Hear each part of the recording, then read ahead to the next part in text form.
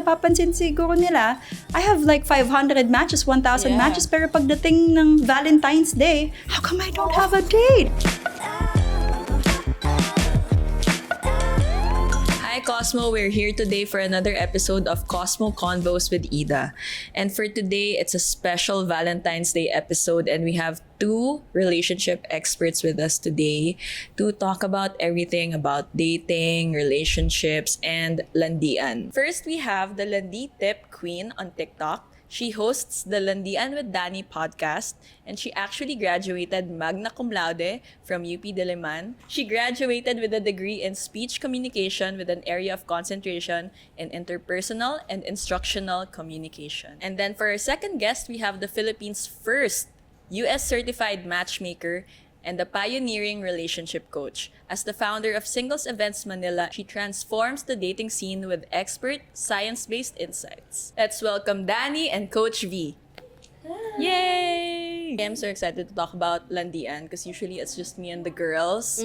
So, it's nice to have an expert opinion on my relationship problems. And, just like sharing, it's always a shared experience, the heartbreak, the kilig. So for Coach V, as a matchmaker, you've seen so many different approaches to dating. What would you say are the most common dating struggles that, that Gen Z faces today? So one of the struggles that I'm seeing that Gen Z is facing right now is the overload.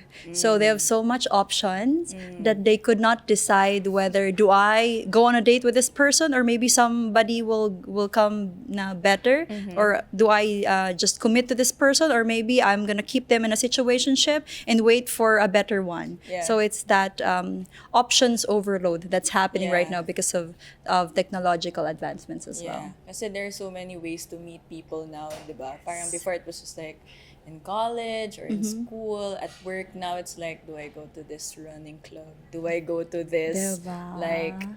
Again, the events, diba? Or like a party of a friend of a friend. Okay, so that's what... So Ida, just to add, I do think that it's easier to find new friends right now, but it's harder and harder to connect with them on a deeper level. So it's kind of like, hindi naman mababaw, pero I guess it's like a one-off kind of thing because there are so many options. You have so many options. If you have 10 people in the room, then you only get to spend like maybe 1 minute per person. But if you only have 3 people, then you get to invest 3 minutes per person. So you are into deeper relationship. And finding love is about investing and going deeper to really connect with them. Okay, so Danny, as the creator of Landian with Danny, you've had a front row seat to how Gen Z... Front row, get it? Yeah. Because you're always in your car when you... Oh my God, that's so smart, diba? That's so smart. I love that. Ngayon ko na-get. Okay. So you've had a front row seat to how Gen Z navigate relationships. What do you think is the biggest misconception about Gen Z's approach to love? I feel like the biggest misconception is that we're not ready for commitment. Ooh, okay. Because we are. It's just that, sabi nga ni Coach V, we have a lot of options, but we can't choose which one. Okay. To the point na parang feeling ng Gen Z, they want to settle, but also, anong tawag dito? Parang naguguluhan sila who to settle with. Right. And I feel like it's real yung right person, wrong time. Because sometimes you're not ready eh. Okay. But that's the right person. I feel like kaya nagkakaroon ng totga. Totga, the one Okay. that Got got away. away. Okay. We're ready to settle. It's just that we get so overwhelmed na. Like what you said. Okay. And I agree with her in terms of being relationship oriented. I feel like they have the capability. I'm gonna say they because you're part of the Gen Z. They have the capability to connect more. Actually, we've found that they want more from dating apps. Ayaw lang nila ng volume. That's why if you look at the data, medyo bumababa yung downloads ng dating app right now because they're having some sort of alam mo yung nag-rebel. So they're looking for other ways to meet potential partners. Nababurn out sa dating app kasi napapansin siguro nila, I have like 500 matches, 1,000 matches, pero pagdating ng Valentine's Day, how come I don't have a date? And I'm still single. So, Ako pala yun. I feel like you've already seen those people on those dating apps how many times na, di ba? Like, ilang beses ka nang umabot sa end ng Bumble. this is personal experience. Kasi Coming naman, from Parang experience. naubusan ka na ng isa-swipe, tapos parang wala na talaga eh. Hindi ko siya... And I feel like another thing is Gen Zs are afraid to be vulnerable now. And I think social media plays a big part in that. Kasi we show parang all the good things in social media, all the filtered things, to the point that we're also scared to show our imperfections, our vulnerabilities in real life when we're actually talking to people.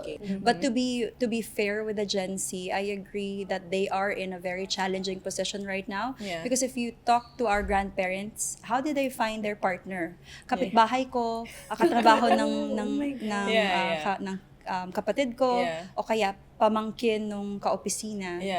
So the mindset before is whoever is malapit, yun yung mapapangasawa ko. Right now, you don't have that proximity already because pwede niya nang mapangasawa yung office mate niya, yung kabilang barangay, kabilang city, even internationally may access na siya because of the dating app. So just imagine yung doubt then that they are having na, am I choosing right or do I go for the Afam or do I go for the Pinoy or do I go for a lot of other options. So it's worldwide. Really, it's really. Am I settling if I go for this, or do I wait for the best and the best may never come? So, we talk about dating fatigue, Gen Z, since again they have a lot of options na they don't know now where they're gonna look. What do you think is the root cause of that, and how do they overcome it? Yeah, I feel like social media, it makes, like from my stand, I think it makes dating more practical, more realistic. Kasi nga, if we go back to the previous generation, konti lang yung options. So you're gonna settle. Ngayon kasi parang it's easier, you have a lot of options. And also social media. Lalo na TikTok, people become so authentic and genuine and they say their dating experiences, napahiya ba sila sa date, pinahiya ba sila ng date nila. So parang, alam mo yun, parang it makes flirting and dating, it shows na parang we're all going through the same experience kahit pa paano. Okay. Yeah. It makes sense, my love. And yung sa sinabi niya na it's easier. Actually, it's easier to settle before because you have lesser option. Right now, it makes you wanna think na, look at his date. She's so hot. Look at yung napangasawa ng fina-follow ko sa social media. Like, he's perfect. And then I'm gonna settle with this guy with kulang ng hair. Or, alam mo yun? So it's so hard because you get to see their love life, diba? Yeah, and there's comparison na. Because you can see everybody's situation. Yeah, tsaka laging may relationship goals and you wanna live up to everyone else's. So, Coach V, you have a lot of you know a lot about the science of dating. So it's really science-backed, research-backed. You mentioned studies before. Are there any tips that you have for someone who's struggling to find the right match?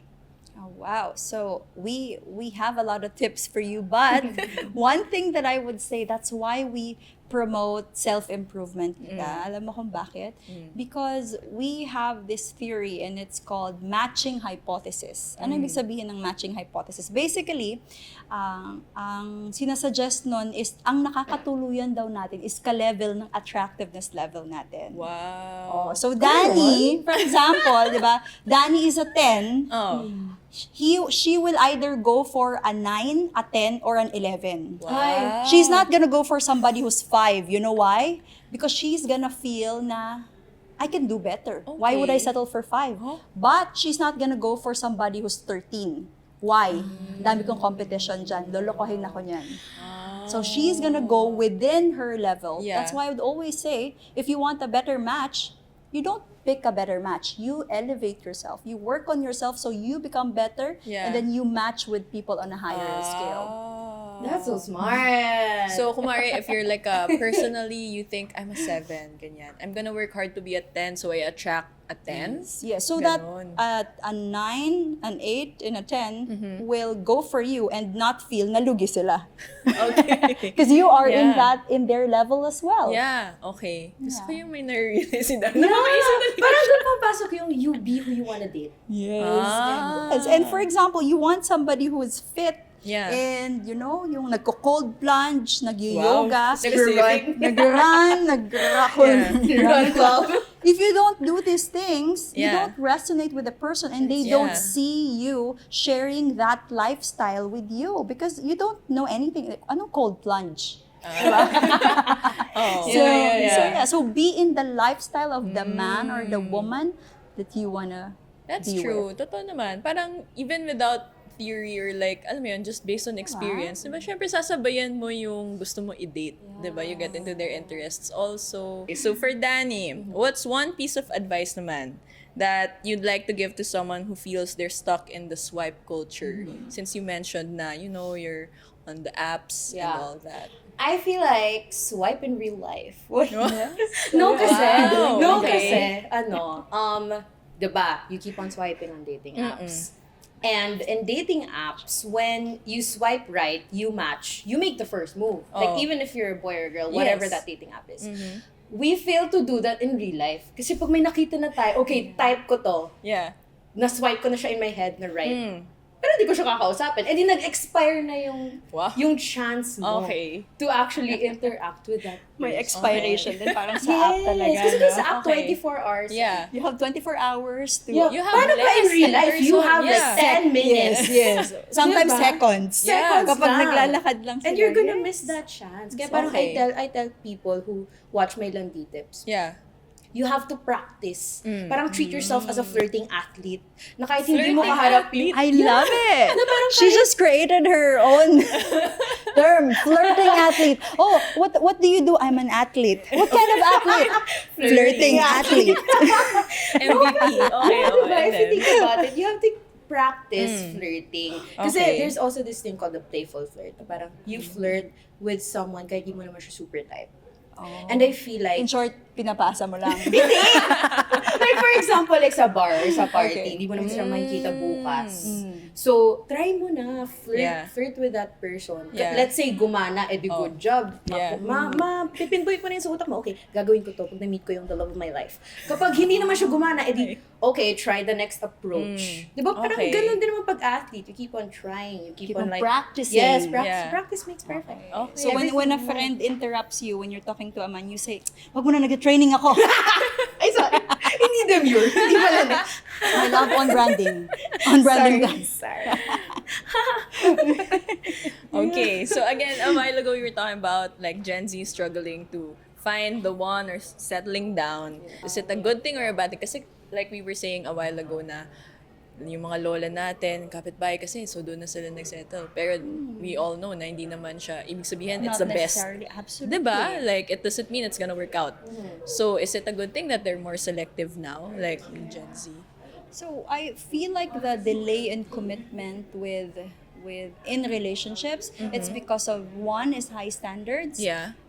Second would be Gen Z is the generation wherein we see a lot of like self-work, self-growth, growth mindset. Yeah. I mean, like, of course, the millennials has that too. Yeah. But like Gen Z is being born in a generation wherein if you want to succeed, you have a lot of content that's saying you have to do this and do Yeah. that. And it's an after effect or side effect na napuput yung relationship sa back burner or not a priority. Yeah. Because like I need to do this and I need to be able to run my own company or I need to be able to enter the management level by the age of whatever. So sabi nga nila, you can only serve one master. And although there is an appreciation for being good in relationships, nagkakaroon din ng high demand to be successful in terms of monetary and career. So that's the challenge for Gen Z and the millennials as well. What about you? Yeah, I feel like that aspect makes dating again more practical. I think I said it kanina. Kasi parang you would know na you have a lot of options, but again, too much of something is not good din naman, diba? Yeah. So if you keep on like sabi ni Coach V, focusing on yourself, wala ka ng time to find love, to find a relationship. Yeah. And as you keep on like focusing and like making yourself a better version, tataas na rin yung Standards mo. go higher. That means your pool becomes leaner as well. Yeah. Okay, so pag kumare, again, the theory kanina, pag pa-10 ako ng paakyat, Paakyat. Ilan ba ang nasa 10 lang? That's true. It's fewer. Yeah. Ilan lang ba yung taong na self-discipline, na they'd rather, do inner work than do scroll, di ba? Yeah. Kokonti. So, we are fighting for the same 1%. Yeah. Wow. And we've actually seen that in a lot of studies. Na-demotivate We are.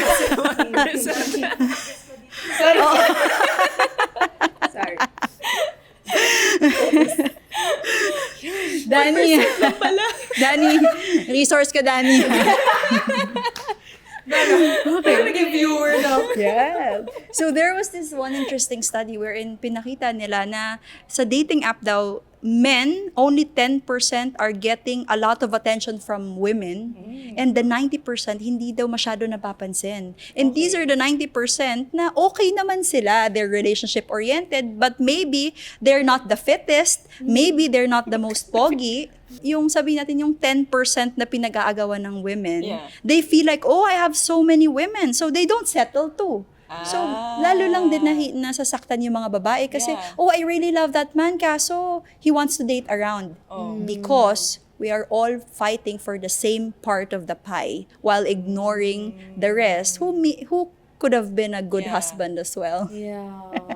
Danny, Sobrang feel na feel. Danny, yung mga Gen Z na ka-age mo, pustahan tayo pare-pareho yung sinaswipe right nyo. I feel like, Yeah. one time I had this friend that we were talking about going on this dating app. Yeah. We were sharing the experience, parang ang saya kausap ng guy. Like, may substance talaga. Tapos biglang nagulat kami, same guy. OMG! Yeah. But, Okay. yeah, I feel like that's proof that what Coach Lee said was Okay. real then. Are Dito they- pa papasok yung compromise. Oh, sige, talk to us about okay, compromise go. then. Nahihirapan po ako mag-compromise. At this point, I think I'm young pa kasi. So I think I can give myself like options pa. Kaya ko bang hindi muna mag-settle. So explore muna. And I think, I keep on saying this, na nagagalit yung nanay ko na selfish pa ako, kaya ayoko pa mag-compromise. It Lahat ng comes... sinasabi ni Coach Lee, totoo. Kasi syempre. Yeah, Self but pa eh. it's not your fault because you are born in a generation wherein that is actually being rewarded right now. Focus ka muna sa sarili mo. Focus ka muna sa ganyan, di ba? Before kasi, subukan mong wag mag-asawa ng beyond 20, then you're gonna be called selfish because you're supposed to be raising a family already. But right now, it's not selfish to still expand your career even if you're on your 30s. Yeah. Parang I feel like there's been a shift din na talagang focus on yourself or like the right one will come at the right time or meet you when you're ready, ganun. And I feel like doon din pumapasok na when you focus more on yourself, you love yourself more, and when a person comes and shows you love and affection, you'd accept it fully and wholeheartedly. Hindi ka na magkakaroon ng self-sabotaging thoughts. Na parang, why do you like me? Why do you want to court me? Why do you want to put the time and the effort to get to know me? So, yeah, it's a good thing. Self-love is a good thing as long as you keep it regulated. Yeah. I love that. You have to regulate even the self-love. Totoo. Kasi pag nasobrahan ka naman sa self-love, Selfish na talaga. you don't need somebody na to Yeah. exist. So, what if you would like to have children and a family in the future, di ba? Yeah. Like, there's one point na self-love is healthy, but in order to have a family or to maintain a relationship, may mababawas talaga doon na you have to do like loving other person. So, less yoga time, maybe, less, shopping time, because you have to do things for the people that you love. Yeah. So, may sacrifice part. Yeah. And even, kasi a lot of girls nowadays in our generation, they're very vocal din about not wanting families. So, at the end of the day pa rin, even if you don't want kids, you would want a partner. And you would need a partner. Absolutely. At the end of the day. Because we are wired Yeah. to be with somebody. We're not wired to be alone. We are a social creature. So kahit sobrang, we value that we are strong, independent women, and we love that. You know why? Because when you have the for example, you've took care of yourself and you have the capacity to provide for yourself, you're not gonna look for a partner na, kailangan bilhin niya ako ng lipstick, I mean, I don't need a partner who's like that because I could buy my own lipstick anymore. I just need my partner to love me Support and to be loyal to me. You know? So hindi ka na, you stop asking for the basic minimum stuff because you can already give that for yourself. Okay, so speaking of the basic minimum stuff, what are the red flags? What naman are the red flags na you've noticed regardless of generation? Na, again, like, some people before, okay na yan, basta I feel good, basta they provide for me, pero actually may red flags sila na ini-ignore. I feel like a common pattern right now with Gen Zs, lalo na girls, they have a messiah complex na parang, I can fix this man, but you cannot, because this man can only fix himself. So I think red flag na kunyari, you're dating a man, red flag na rin yun sa'yo eh. Kasi alam mo namang hindi siya ready. Pagpipilitan mo. Akala ko red flag yung you're dating a man. Okay. Parang red flag siya in both. Receiver and giver red flag. Okay. Kasi ang daming ganyan eh. Parang Ate Dani, paano ko siya aayusin? Like, he has trauma. How am I gonna make this man fall in love with me? Honey, he has trauma pa to face. Yeah. Tapos, you're gonna think that, or you're gonna want him to like, focus on you. Yeah. Kulang nga siya ng time for himself. Papasok ulit yung minimension na self-growth and fixing yourself. Not naman fixing, but like working on improving I would yourself. call it self-improvement. Yeah. So, akala ko isasagot mo nung sinabihan ka na, Ate Dani, how will I fix him? Akala ko sabihin mo siya, oh, this is how you fix him, you fix yourself. Puro ayusan na ito. Factory. Para hindi ka naghanap ng lalaking aayusin mo, you fix yourself. Pwede rin naman. Makes sense din. Tapos biglang nag-unfollow siya sa'yo after. Hinate na. Nasaktan pala. Truth hurts, Yeah. ganyan. Inner work then to not be attracted to that red flag, diba? Na parang, wow, guys, natuto na ako. No, kasi parang you have to find within yourself na parang, okay, what makes me attracted to this red flag? Like, what makes it a pattern? Is that something you guys have experienced or have seen with people who talk to you na parang constantly silang attracted sa cheaters? Or like or like something na lagi Ikakaalaman na. alam mo yun, diba? Parang, Yes. so is there something within that person na parang, okay, maybe it's something I need to work on myself. Kasi it's not an external thing necessarily, diba? Yeah. One thing that I said is that I say in my conversations is be compassionate sa'yo. Kasi sometimes, totoo that it's our fault yung type of man or woman that we choose. But Yeah. sometimes, even if you don't deserve them, they're the one who come to you. But, so do not blame yourself because but accountability is very important in life. Let me just share this short study na nakita nila na when you train the kids early in life na whatever happens in your life, kapag may mindset sila na kahit anong mangyari sa buhay ko, ako may kasalanan, compare sa set of kids na kahit anong mangyari sa buhay nila, si mami may kasalanan or si yaya may kasalanan or yung iba. So when they grow up, tiningnan sila if they become successful. Those kids who had accountability early on in their life, na naniniwala sila na mayaman ako or I'm struggling, I'm having a good love life or a bad love life, it's not because of the economy, it's not because of the dating apps, it's all because of me. So accountability is very important. But at the same time, giving parang konting leeway for yourself na, maybe I chose somebody who has red flags right now. It doesn't mean that I couldn't choose better in the future. Yeah. So life is an experiment. Like my mom would always say that. And so kapag you are in a bad relationship right now, they take all the lessons and then wait for that relationship to, conclude because it will if it's not meant for you. But sabi nga nila, a mistake that's repeated is already a choice. So don't choose it again. That's true. Okay, so what's one piece of advice you'd give to someone who feels like they're stuck in this whole dating world? Not necessarily just swiping or whatever, just like yung they can't seem to find to click with someone, or maybe they click pero it just doesn't. Nakakapagod di ba? Pero what's that one piece of advice talaga na no matter what happens, balikan mo tong advice na to? Ako kasi, of course, I also dated a lot of men. I also got my heart broken a few times, or like a lot of times. Thank you. But like, I feel like ngayon, kahit na let's say ma-reject ako or my heart gets broken, iniisip ko na lang kasi na siguro they don't appreciate me for me. And before kasi I would always put a filter na parang I would be super demure. Magkakain during the date, konting chew lang. Ang hirap kaya nun. Sumasakit ang bato ko. Kasi parang I need to control who I really am. But at the middle of that relationship, lalabas din yung true self ko eh. Like, hindi mo mapipigilan yun. Ikaw yun eh. So, I feel like for Gen Zs who are watching this, if you're dating out there, be yourself.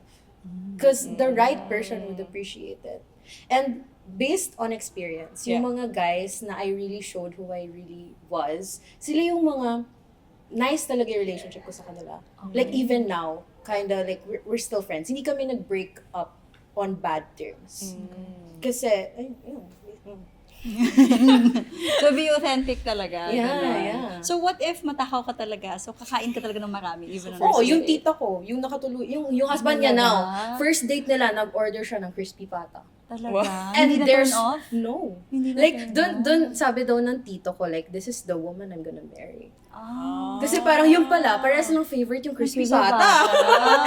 So yeah, if you just be your authentic self. Wasn't that fate? Diba? Galing. Yeah, Okay, that's how guys, order crispy pata on the first date. Yun pala That's ang how secret. the actually real, like, organic fairy tale love stories Yeah. come Yes. from. Kasi hindi ka nag-base sa social media. Hindi ka nag-base sa mga dapat sinabi ng friends mo or sinabi ng mga tao na tips online. You showed your true self at the end of the day. So yeah. Crispy pata is key. Ordered mo kung anong gusto mong kainin. Okay, what about you, Coach V? What's that one piece of advice? One piece of advice would be, I want them to remember that people who are positive about finding love ends up finding love. Wow. And it's not just me saying that to give hope, but it's actually based on science. There's this scientist, her name is Dr. Cherrie.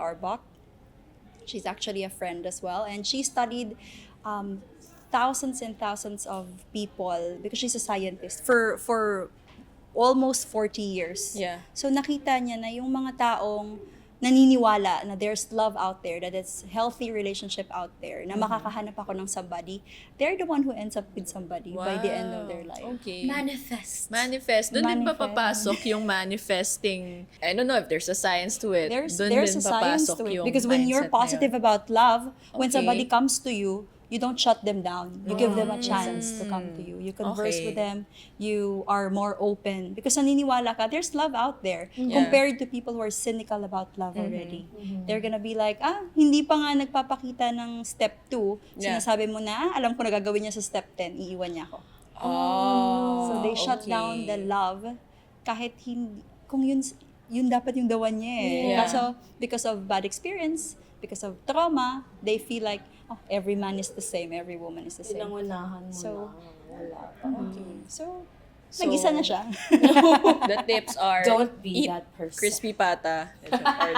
Be yourself and be open to love. And just be open to it, be positive. Accept Okay. love. Ayan, Love is okay. in front of you. Hindi pala pwedeng maging nega. They call it emotionally available. Yes. And that's naman, okay. according to according to Vanessa Edwards. Siya naman Okay. yung nag-aral na, ito pala yung number one most attractive trait. Hindi pagiging maganda, Yeah. hindi pagiging sexy, hindi pagiging mamuscle. She found that the most attractive trait when it comes to human beings is emotionally available. Ibig sabihin, parang sa landi. Yeah. Ganito For example, there's this really, really hot guy. Yeah. And then, there's this guy. Okay? May hot guy and then there's a guy. Okay. And then you smile to both. And then, the really, really hot guy did this. And the not so hot guy smiled back. Oh. Kanino ka lalapit? Dito na. Dito na lang. Kasi alam mo, hindi kayo reject. Yeah, that makes sense. Whether you're a man or a woman, people are afraid of rejection. So they don't go Okay. for the best. They go for the most open. So be open. That's why pala, hindi lagi gumagana yung pa-nonchalant. Because mga you- hard to get. Ganon. Hindi Yeah. gumagana pala. Oh. Being nonchalant, if you always have that demeanor, they will think na, baka may boyfriend na siya, baka may That's true. girlfriend na siya. That's true. Kasi hindi siya nag-respond positively. Okay. But when you're very open, they say, oh, that's a green signal, let's go. Yeah. Then they flirt with you. Then they get to know you. First, dating apps or meeting in person? Meeting in person. Netflix and chill or dinner and a movie? Dinner and a movie. We need to talk or ghosting? We need to talk. Ghosting. Joke. Hindi, we need to talk. Emotionally available nga eh. Yeah, coach. Getting to know each other through text or in person? Ay, in person. First date, coffee shop or party? Coffee shop. First Oh, date. Party. O, ikaw muna, bakit coffee shop? Coffee shop, because I think you'd be able to converse more. Kasi sa Okay. party, marami kang distractions. Okay. Kasi a lot of people go to parties, they're ready, they're prepared, tapos ang lakas ng music. Gotcha. Di So, mo makakarinig. although, pwede rin siya for lente. Kasi laging, what? What did you say? What did you say? Again, repeat. Ganon. Oh, Pero if you want like super wholesome agad at the first Okay. encounter. Wholesome Okay ba? yung coffee shop. Wholesome ah. Wholesome. Wholesome pala to si Danny. Start muna, wholesome. The queen of the landi tip is After nun, sunggab. Charit. Parang baliktad tayo. Tapos ako naman, party. Ay, joke. Ako yung naging, Kasi singles YOLO. event eh, Singles diba? event. Tsaka, hindi kasi ako nagkakape. Joke. Totoo, hindi ako Ayaw nagkakape. talaga yun. Tsaka sa party, nakikita mo yung social value niya. Kaya niya bang magmamaya kasi ang galing-galing sa'yo, swabe-swabe ng landitip, tapos pag kinausap na ng iba, Interesting. So I Okay. wanna see like how is he kapag tinabi mo na sa ibang tao? Siya ba yung hindi makasabat in a conversation? Yeah. Because maybe I value personality and being, I'm very extrovert Yeah. and I go to a lot of social. So Yeah. imagine if I will be with somebody Yeah. who's gonna be hindi Yeah. makasagot sa Yeah. conversation, Yeah. 'di ba? Bubulungan ko pa, sabihin mo ganito. Okay. So yun. Okay, next. PDA or keep it private? Oh, PDA. Okay, go. Explain. Really? This is us personal, Yeah, no? yeah. PDA because, and I'm speaking with by experience, because Yeah. if I'm with somebody, like I love to show affection. Yeah. So it doesn't Okay. matter, like when I'm with somebody, we tend to have that bubble that sometimes we forgot na, oy, andito pala kayo. Yeah. Ayun. Okay. So, tend to. I feel like for me, keep it private because I keep on telling myself ever since I got out of a relationship. Parang before kasi super PDA talaga ako. To the point na medyo na-offend ko na yung ibang tao sa paligid. Parang gano'n. So I wanna try naman in my next relationship to keep it private. But knowing myself, I'm so loud. So, I'm an extrovert also. So, I don't know. Baka manggigil na lang ako. Halikan ko na lang. What? Joke. But yeah, I think I wanna try to be private. Yeah. Try. Oh, do you wanna Oh, yeah. invite for the events? Yeah. We are inviting singles who are open to love and would like to expand their network to join Singles Events Manila. We have events almost every week. And the intention of that get-together is to go out of your house and meet people in flesh. Yes. See them for who they are. Swipe in real life. Swipe in real life. And either you want to find love or find new friends, you can join Singles Events Is it Manila. free, coach, for the first time? Oh, for first timers, just tell us that you've watched our Cosmo interview and you get to join our events free. All right, and your social media? My social media, you can follow me everywhere. TikTok, Facebook, Instagram, at Danny Buenvenida, DANIBUENVENIDA. Or you can also follow my Instagram, Landian with Danny. And I also have a podcast. Yes. Landian with Danny. So search that up in Spotify and YouTube. Okay, perfect. For me naman, it's vanessaantonio.com. You can download my free ebook there or follow me on social media. That's Dating Coach V on Instagram. That's it for today's episode of Cosmo Convos with Ida. What do you want to talk about next? Share them in the comments below. Bye!